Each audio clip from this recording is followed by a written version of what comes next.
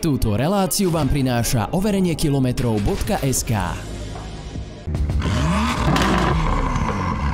Tak ahojte, vítajte pri ďalšom dieli. Už neviem koľkatý, tak to z hlavy to nedávam. Čisto 14 alebo 28 pocitovo.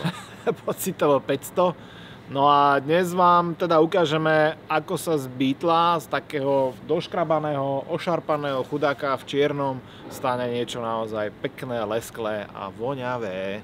Tak a nachádzame sa vo firme Beauty Car Detailing v Bratislave. A chalani sú naozaj šikovní, pretože ak ste pozerali projekt Peugeotu 307cc na volante, tak to sú presne oni, ktorí ho robili a ktorí ho dovedli do toho stavu, v ktorom je dnes. Ale dosť bolo intra, ideme ich teda otravovať s tým, že sme tu a nech sa teda pozrú a urobia prvotnú obhliadku auta. To som zvedavý na tie reakcie, čo povedia. Ten interiér bude stáť za to, no.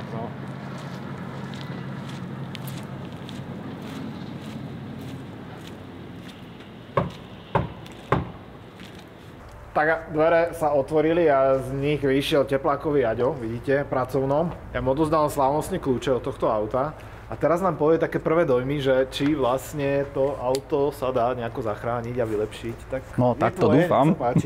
Tak to dúfam, že sa bude dať. A v interiére čo stalo pre Boha? Interiér, no. Máme to na svetla, no a potom sa uvidí, že zatiaľ to je doškrabané. Zatiaľ to je riadne doškrabané. To si ešte nevidel predný narezník. Mám ísť dopredu vôbec? Len tak jedným okom? Pozri bočné dvere ešte, čo tu povedia. Dobre, dajme donútra, pod svetlami uvidíme viac. Zatiaľ to vyzerá fajn. No. Takže auto vidíš, v akom je stave. Predpokladám, že toto nikto mu toľko lásky nevenoval za tých dlhých skoro 20 rokov, čo existuje to auto. A teraz toto je jedna z posledných fáz, takže keď tebe to nevidie, tak celý projekt je... A to je jedna vec a druhá vec je, že ten interiér, tak diplomaticky by som povedal, že nie je zrovna voňavý. Takže tam budeme musieť tiež sa pozrieť, že prečo nie je voňavý. OK, môžem si čuchnúť teraz? Ani žiadne zvieratko tam nie je pod sedačkami, nič. Jednoducho, nikto to asi v živote netepoval, ani sa tomu nejak nevenoval. No a my ešte donesieme tie bočné tapacíry, ktoré teda momentálne sú na tuningu. Laky u Volkswagenu. Ako sú na tom? Alebo takéto farby? To je čisto čierna, bez metalízy. Dostať tak brutálny finish z toho bude veľmi problém, lebo čierna je čierna, tam vidíš všetko, ale dostaneme z toho. A tie laky sú úplne mäkučké. Čiže... A hlavne pri tých starých. Hej. A hlavne pri prelakovaných. Áno. Takže náš cieľ je mať najkrajšieho, najvoňavejšieho Beetla v Slovenskej republike. Možno aj v Čechách, keď nás teraz sledujete.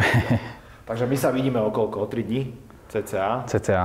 A potom som veľmi zvedavý na ten výsledok, že čo sa podarí z tohto spraviť.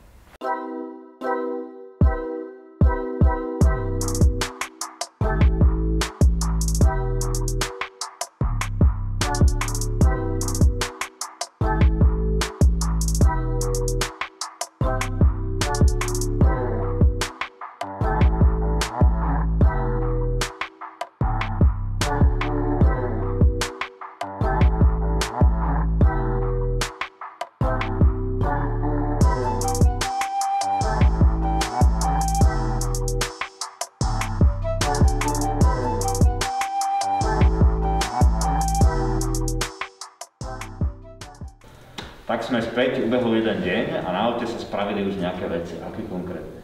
Tak urobili sme kompletné čistenie interiéru, vytepovali, vyčistili.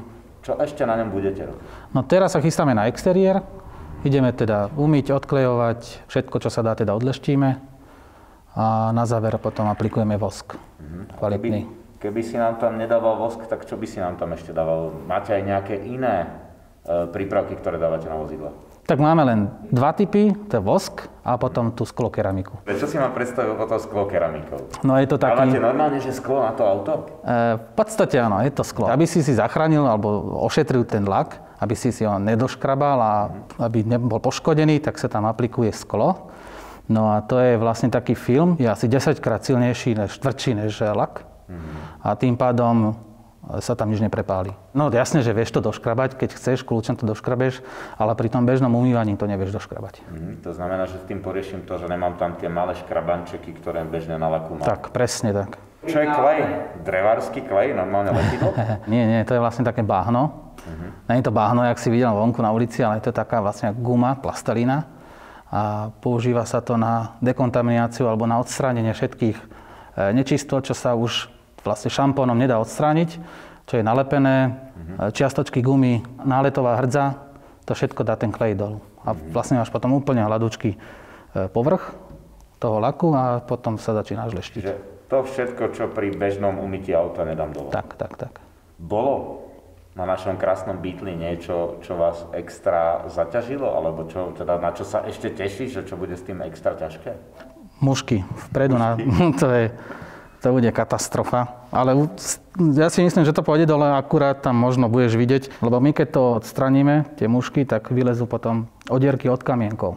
Dobre, a vlastne s tou keramikou by som presne tento problém poriešil, že nedostanú sa mi tam ani tie mušky, ani tie kamienky to neobijú. Tie mušky určite to zabráni, no kamienky do istej miery. Keď letí niečo ostré a rýchlo, tak prerazí aj fóliu, aj keramiku, aj lak a potom to už máš také všelijaké. Dosrali sme to my tým, že to sme umýli jedenkrát za celú dobu, čo ho máme, alebo to je dlhodobejší problém? To je dlhodobo. A koľko taká keramika napríklad na tohto Beetle by vôbec stála? No, tam nezáleží, či je to, alebo aké to je auto, či to je malé, či to je veľké, či to je staré alebo nové, alebo drahé a lacné. Všetci majú rovnakú cenu. Je to 1300 bez DPH.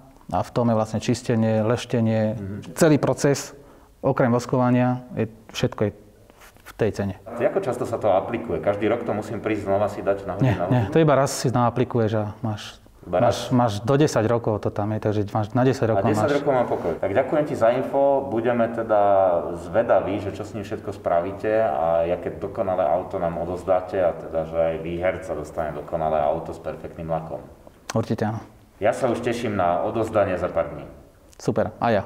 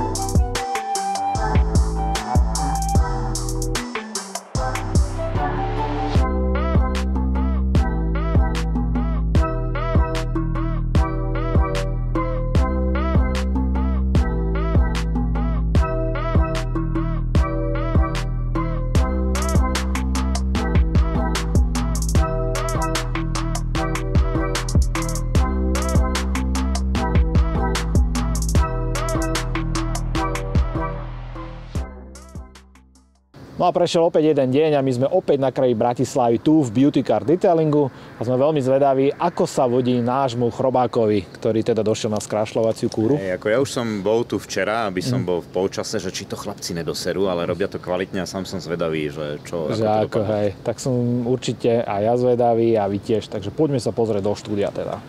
Raz, dva. Naše heslo. Hej, toto oni už vedia, že to sme my zase.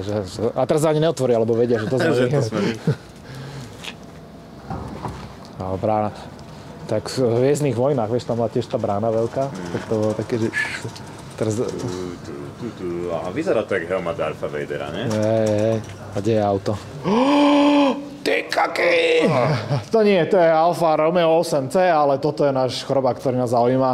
A škoda, že to ešte nevidíte, ako to vidíme my, pretože musím povedať, že to auto, no ja ho chcem vyhrať. Teraz toto je, že super.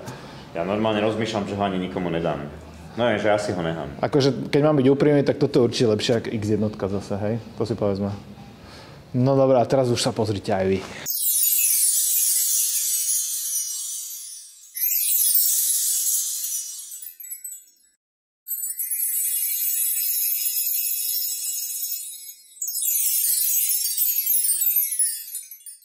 sme tu pri našom Beatli, musím povedať, že naozaj to auto omladlo, úplne, že upeknelo brutálne. Ešte keď to krídlo tam dáme, tak myslím si, že to auto je fakt sexy. Ďalšie niečo si mi ešte spomínal, tiež pri lakovaní, že nejaké nedokonalosti, čo sa tu dajú nájsť a čo sa ale teda dajú odstrániť. To bolo napríklad... Zalakovaný prach.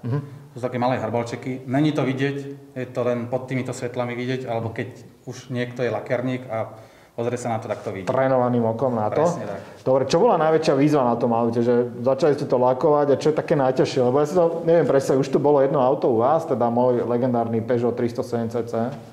A tam si mi vysvetloval nejaké veci, ale toto je zase iný typ karosérie. Takže čo tuto bol problém, alebo aké boli problematické miesta? Problematické u nás není žiadny problém, takže problematické to nebolo. Treba dať do citát, že žiaden problém.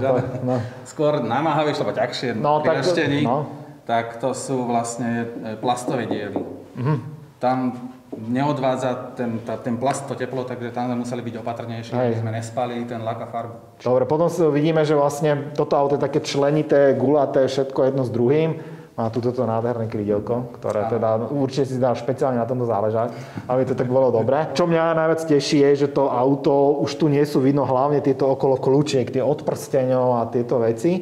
A hlavne ten interiér už konečne nesmrdí. Že vlastne je to také normálne použiteľné auto, do ktorého si ho rád sadáš. Tieto átkové sedačky. Lepšie sa čistia tieto, alebo tie kvázi kožené, ktoré sa sem dávali? Kožené sú lepšie, o mnoho. O mnoho lepšie, jednoduchšie. Ale pozerám, že aj tie disky, ktoré sme kupovali, z ktorých teda dosť veľa ľudí odpadávalo a ja som strašne rád úprimne, že teda Jozef vybral práve tieto, pretože sa sem mega hodia. Tak tie tiež ožili, lebo potom okruhu vyzerali tak všelijak, čo tam obrzný prach a podobne. Našli sme tam všeličo možné na to. Takže vybavené. A teraz veľmi dôležitá otázka, že niekto vyhrá toto auto, dostane ho v takomto stave, samozrejme ešte sem príde polep v ďalšej fáze, v ďalšom videu. A ako by sa mal starať o to auto? Teraz akože naozaj krásne, naleštené, čistúčke. Začneme tým, že čo by určite nemal robiť. Na kefy by nemal chodiť vôbec. Ak teda iná možnosť nie je, tak raz, možno dvakrát za celý život tohto auta. Ale ináč ručne alebo vapka. To je v pohode. To je jasné. Akú to má trvanlivosť? Teraz je tam vosk vlastne. Takže to, a koľko vydrží teraz to auto takto naleštené? Naleštené vydrží dlho, zase pokým nepôjdeš niekde na kefy, alebo nejaké agresívne umývanie, aj s húbkou to vieš dokaličiť. Vosk nevydrží dlho, to keď máš agresívny šampón, napríklad na bezdotykovkách, tak to je, tá aktívna pena to dá dole za možno 2-3 použitia. Áno, to ide dole, hej? Tak. No a teda veľmi pekne ďakujem za tú robotu, čo ste tu chalani odviedli, pretože to už je druhé auto, ktoré od vás vidím, teda ktoré mi prešlo rukami a musím povedať, že super robota. Hlavne tá čierna, ktorá sa veľmi ťažko robí. To som vedel, že ty si zgustneš na čiernej. A ako to také poďakovanie vám divákom by sme chceli teraz povedať, že máme a vybavili sme v Beauty Car Detailing 10% zľavu na opravu koženého čalúnenia. To znamená, že s akými chybami sa môžu prísť za vami? Ak to není roztrhané, alebo tam to šitie už sa úplne roztrhlo, alebo nožikom prerazilo, tak to už nevieme. Ale všetky také ostatné veci, jak sú vyšúchaná farba, zvráskavená, koža, prepáleninka od cigarety, to všetko vieme. Všetko sa dá. Takže ak máte tento problém vo svojom aute, alebo teda máte dvojročné BMW, čo sa chodí najčastejšie, tak kľudne kontaktujte Beauty Car Detailing, oni vám určite s tým radi poradia. Kontakt nájdete samozrejme dolu pod videom, tak im veselo píšte. No a samozrejme, dajte nám vedieť dolu v diskusii, že ako sa vám páči teraz chrobák po tejto kúre, pretože ja som z ňou úplne hotový. Veľmi sa na ňo teším, ako ho vyťahnem von na svetlo a zároveň som aj tak trocha smutný, no presne ak s Peugeotom, že vyťahol som ho, začal pršať. Takže auto mi vydržalo 30 sekúnd čisté, ale dúfam, že toto nie je prípad tohto chrobáka. No a my sa vidíme pri ďalšom dieli, kde už teda nebudú chalani vystupovať, ale kde už toho chrobáka dávame dokopy, teda čo sa týka interiéru, čo sa týka aj polepu a tým sa už my budeme blížiť do samotného finále a potom finále samozrejme je, že jeden z vás ho môže vyhrať presne na Vianoce. Takže toto som veľmi rád a bude tam teda rukopis chalanov z Beauty Car Detailingu a vidíme sa pri ďalšom dieli a vám ďakujem za skvelú robotu. A samozrejme nezabudnite na súťaž. Môžete totiž vyhrať Volkswagen Beetle z tohto videa. Áno, presne ten. Zapojiť sa môžete na tejto adrese, kde nájdete aj všetky podmienky súťaže.